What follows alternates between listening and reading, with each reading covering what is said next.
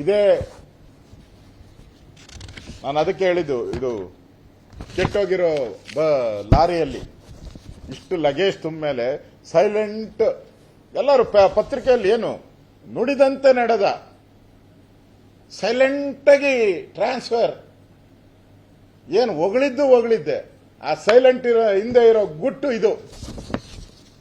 ಇನ್ನ ಈ ಸರ್ಕಾರ ನಡ್ಸಕ್ಕಾಗಲ್ಲ, ನನಗೆ ಕೆಟ್ಟ ಹೆಸರು ಬರುತ್ತೆ, ನಾನು ಅಪರಾಧಿ ಆಗ್ತೀನಿ, ಜನರ ಕಣ್ಣಿಗೆ ಅಪರಾಧಿಯಿಂದ ಮುಕ್ತ ಆಗಕ್ಕೋಸ್ಕರ ಮುಕ್ತ ಸೀರಿಯಲ್ ಬಂದಿತ್ತಲ್ಲ, ಹಂಗೆ ಮುಕ್ತಾಯ ಮಾಡಿದಾರಷ್ಟೇ. ಇಲ್ಲಾಂದ್ರೆ ಸಿದ್ದರಾಮಯ್ಯ ಬಿಡೋರ?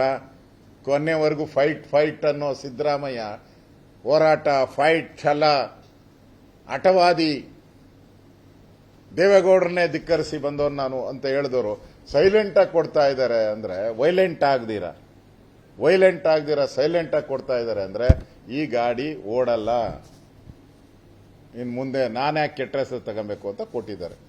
ಅದಕ್ಕೆ ನಾನು ಡಿ ಕೆ ಶಿವಕುಮಾರ್ಗೆ ಪ್ರಶ್ನೆ ನಾನು ಕೇಳೋದಂಥದ್ದು, ಈ ಹಣನೆಲ್ಲ ಸಿದ್ದರಾಮಯ್ಯ ಮಾಡಿರೋ 7,64,000 ಕೋಟಿ ಹಣ ಹೆಂಗ್ ಮಾಡ್ತೀರಾ? ಪ್ರತಿ ವರ್ಷ 38,000 ಕೋಟಿ ಬಡ್ಡಿ ಕಟ್ಟಬೇಕಾಯ್ತಲ್ಲ, ಎಲ್ಲಿಂದ ತರ್ತೀರಾ? ಮೇಕೆದಾಟು ಪಾದಯಾತ್ರೆ ಮಾಡಿದ್ರಲ್ಲ, ಅದಕ್ಕೆ ದುಡ್ಡು ಬೇಕಲ್ಲ, ಅದಕ್ಕೆ ಒಂದು 40,000-50,000 ಕೋಟಿ ದುಡ್ಡು ಬೇಕು. 40,000-50,000 ಕೋಟಿ ಮೇಕೆದಾಟು, ಅದನ್ನ ದಾಟ್ತೀರಾ? ಮತ್ತು ಉತ್ತರ ಕರ್ನಾಟಕದ ಅಭಿವೃದ್ಧಿಗೆ ನೀವೇ ಹೇಳಿದ್ರಿ, ಕೃಷ್ಣೆಯ ಕಣ್ಣೀರನ್ನ ಒರೆಸ್ತೀರಿ, 50,000 ಕೋಟಿ ಕೊಡ್ತೀನಿ ಅಂದ್ರು. 50,000 ಕೋಟಿ ಬೇಡ, 10,000 ಕೋಟಿ ಆದ್ರೂ ಕೊಡ್ತೀರಾ ಕೃಷ್ಣೆಗೆ ನೀವು? ಮತ್ತೆ ಬಾಕಿ 75,680 ಕೋಟಿ ಇದೆಯಲ್ಲ, 89 ಕೋಟಿ, ಅದು ಯಾವಾಗ ತೀರಿಸ್ತೀರಾ? ಅದರಿಂದ ಡಿ ಕೆ ಶಿವಕುಮಾರ್ ಅವರಿಗೆ ಮುಖ್ಯಮಂತ್ರಿ ಆಗಬೇಕು ಅಂತ ಕನಸಿತ್ತು. ಆ ಕನಸು ಸಾಕಾರ ಆಗಿ ವೈಯಕ್ತಿಕವಾಗಿ ಅವರಿಗೆ ಬೆನಿಫಿಟ್ ಆಗಿರ್ಬೋದು. ಆದರೆ ಇನ್ನು ಮುಂದೆ ಕರ್ನಾಟಕದ ಜನತೆಗೆ ಟ್ಯಾಕ್ಸ್ಗಳ ಬೆನಿಫಿಟ್, ಎಲ್ಲ ಟ್ಯಾಕ್ಸ್ಗಳೇ. ಇನ್ನ ಕರ್ನಾಟಕದ ಜನ ಇನ್ನ ತೆರಿಗೆ ಹೊರೆಯನ್ನ ತೆಗೆದುಕೊಳ್ಳೋಕೆ ತಯಾರಾಗಿರ್ಬೇಕು. ಡಿ ಕೆ ಅಂದ್ರೆ ತೆರಿಗೆ, ಡಿ ಕೆ ಅಂದ್ರೆ ಟ್ಯಾಕ್ಸ್. ಆ ತೆರಿಗೆಯ ಹೊರೆಗಳನ್ನ ತಗೊಳೋಕೆ ಕರ್ನಾಟಕ ಜನ ರೆಡಿ ಇರಬೇಕು. ಆ ಪರಿಸ್ಥಿತಿ ಇವತ್ತು ಕರ್ನಾಟಕದಲ್ಲಿ ಕಾಣ್ತಾ ಇದೆ. ಅದರಿಂದ ಡಿ ಕೆ ಶಿವಕುಮಾರ್ ಹೊಸ ಮುಖ್ಯಮಂತ್ರಿಗಳಾಗಿ ಈ ಸವಾಲುಗಳು ಅವರೆಲ್ಲ ಮುಂದೆ ಇರೋಂಥ ಸವಾಲುಗಳು. ಅದರಿಂದ ನನಗನ್ಸ್ತತೆ ಈ ಕೆಟ್ಟೋಗಿರೋ ಬಸ್ಸು ಇನ್ನು ಗುಜರಿಗೆ ಹೋಗ್ಬೇಕೇ ಹೊರತು ರಿಪೇರಿ ಆಗೋ ಮಟ್ಟದಲ್ಲಿ ಕಾಣ್ತಾ ಇಲ್ಲ ಅಂತ ಅನಿಸ್ತದೆ. ಕೇಳಿ. ತೆರಿಗೆ ಕಡಿಮೆ ಮಾಡುವಂತ ಭರವಸೆ ಇದೆ, ಯಾಕಂದ್ರೆ ಬಹಳಷ್ಟು ನಿರೀಕ್ಷೆ ಇದೆ. ಹೊಸದಾಗಿ ಸಿಎಂ ಕೂಡಲೇ ಏನೋ ಘೋಷಣೆ ಮಾಡ್ತಾರೆ ಡಿ ಕೆ ಶಿವಕುಮಾರ್ ಅಂತ ಒಂದಷ್ಟು ಚರ್ಚೆಗಳು ಕೂಡ ನಡೀತಾ ಇದೆ. ತೆರಿಗೆ ಮಾಡಕ್ಕೆ ಫೈನಾನ್ಸ್ ಅಲ್ಲಿ ನಿಮ್ಗೆ ಹಣ ಇಲ್ಲಲ್ಲ. ಹಣ ಇದ್ರೆ ತಾನೇ ನೀವು ತೆರಿಗೆಯನ್ನು ಕಡಿಮೆ ಮಾಡಕ್ಕೆ. ಈಗಲೇ ನಾವು ಎಷ್ಟು 19,000 ಕೋಟಿ ಡಿಫಿಷಿಯಟ್ ಅಲ್ಲಿದ್ದೀರಿ. ಡಿಫಿಷಿಯಟ್ ನಮ್ದಿರೋವಂಥದ್ದು 19,262 ಕೋಟಿ ಡಿಫಿಷಿಯಟ್ ಅಲ್ಲಿದ್ದೀರಿ. 19,262 ಕೋಟಿ ಕೊರತೆ ನಮ್ದು. ಅದು ಸಿದ್ದರಾಮಯ್ಯನ ಮ್ಯಾಜಿಕ್ ಬಡ್ಜೆಟ್. ಅದು ಆಕ್ಚುಲಿ ಅಷ್ಟು ಬರಲ್ಲ, ಇದು ಇನ್ನೂ ಜಾಸ್ತಿ ಹೋಗ್ತೈತೆ. ಅವರು ಸುಮ್ಮನೆ ತೋರಿಸಿದ್ದಾರೆ, ಅಬ್ಕಾರಿ ಆದಾಯ ಇಷ್ಟು ಬರುತ್ತೆ, ರೆವಿನ್ಯೂ ಇಷ್ಟು ಬರುತ್ತೆ, ಟ್ಯಾಕ್ಸು ಟ್ರಾನ್ಸ್ಪೋರ್ಟ್ ಇಂದ ಅಂತ. ಅಬ್ಕಾರಿ ಒಂದು ಬಿಟ್ರೆ ಇನ್ನೆಲ್ಲ ಟ್ಯಾಕ್ಸ್ಗಳು 30% ಕಡಿಮೆ ಆಗಿದೆ ಈ ಸರಿ. ಸ್ಟ್ಯಾಂಪ್ ಡ್ಯೂಟಿ ಅಂತೂ 30% ಕಡಿಮೆ ಆಗಿದೆ ಈ ಸರಿ, ಸ್ಟ್ಯಾಂಪ್ ಡ್ಯೂಟಿ.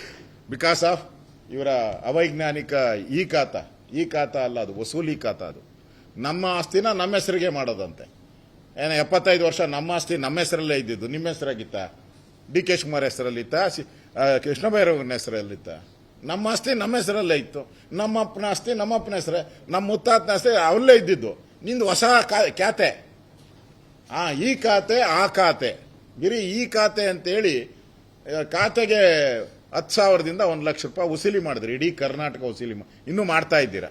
ಫ್ರೀ ಅಂತೆ, ಫೋನ್ ಪೇ ತೋರಿಸಿದ್ದೀನಿ ನಾನು ಅಸೆಂಬ್ಲಿಯಲ್ಲಿ. ಫೋನ್ ಪೇ ಎಲ್ಲಿ ಲಂಚ ಕೊಟ್ಟಿರೋದು ಫೋನ್ ಪೇನಲ್ಲಿ ಆನ್ ರೆಕಾರ್ಡ್ ತೋರಿಸಿದ್ದೀನಿ ನಾನು.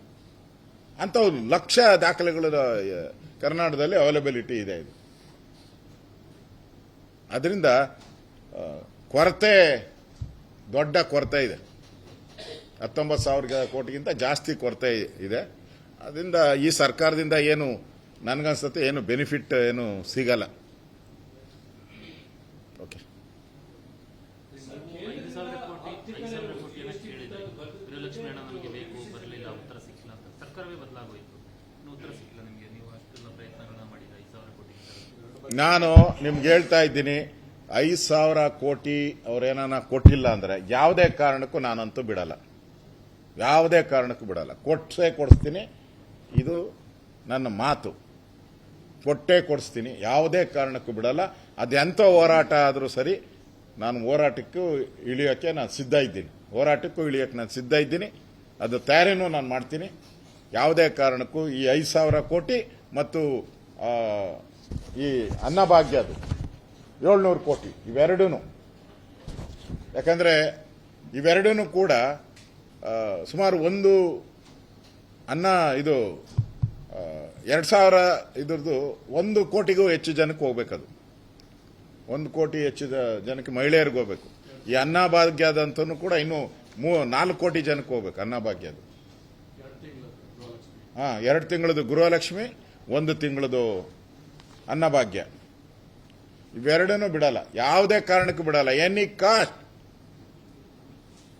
ಅದು ಎಂಥ ಹೋರಾಟ ಆದರೂ ಸರಿ ನಾವು ಮಾಡ್ತೀರಿ. ಅದನ್ನು ಕೊಡಿಸ್ತೀನಿ. It's BJP taken A challenge. ನೀವು ನೋಡ್ತೀರ ಅದನ್ನ ಏನ್ ಮಾಡ್ತೀರಿ ಅಂತ. ಬರಲಿ, ಅಧಿವೇಶನ ಬರಬೇಕಲ್ಲ. ಆ ಅಧಿವೇಶನದಲ್ಲಿ ಹೇಳಿದ್ದಾರೆ, ನೆಕ್ಸ್ಟ್ ಅಧಿವೇಶನದಲ್ಲಿ ನಾವು ಮಾಡ್ತೀರಿ. ಹೂನಪ್ಪ, ನೆಕ್ಸ್ಟ್ ಅಧಿವೇಶನ ಕಾಯಿ.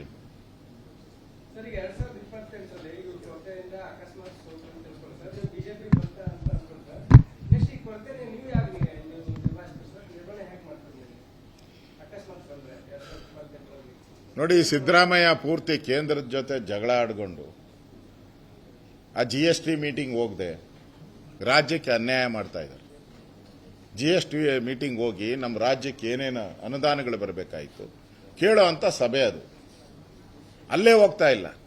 ಯಾರನ್ನೋ ಕಳಿಸ್ಕೊಟ್ಬಿಡ್ತಾರೆ ಮುಖ್ಯಮಂತ್ರಿ ಹೋಗಿ. ಅಂದರೆ ರಾಜ್ಯದ ಈ ಆರ್ಥಿಕ ಪರಿಸ್ಥಿತಿ ನಿಭಾಯಿಸೋದರಲ್ಲಿ ಸಿದ್ದರಾಮಯ್ಯನವರ ಸೋಮಾರಿತನೂ ಕೂಡ ಇದರಲ್ಲಿ ಅಡಗಿದೆ. ಫೇಲ್ ಆಗಿದ್ದಾರೆ ಸಿದ್ದರಾಮಯ್ಯ. ನಿರ್ಭೀತ, ನಿಷ್ಪಕ್ಷಪಾತ, ವಿಶ್ವಾಸಾರ್ಹ ಸುದ್ದಿಗಳಿಗೆ ಮತ್ತೊಂದು ಹೆಸರಾಗಿರುವ ನ್ಯೂಸ್ 18 ಕನ್ನಡ ಈಗ ಆಪ್ನಲ್ಲೂ ಲಭ್ಯವಿದೆ. ದಯವಿಟ್ಟು ಇಲ್ಲಿರುವ QR ಕೋಡ್ ಅನ್ನು ಸ್ಕ್ಯಾನ್ ಮಾಡಿಕೊಂಡು ಆಪ್ ಡೌನ್ಲೋಡ್ ಮಾಡೋದಕ್ಕೆ ಮರಿಬೇಡಿ. ನಿಮ್ಮ ಬೆಂಬಲ ಹೀಗೆ ಸದಾ ನಮ್ಮೊಂದಿಗಿರಲಿ. ಧನ್ಯವಾದ.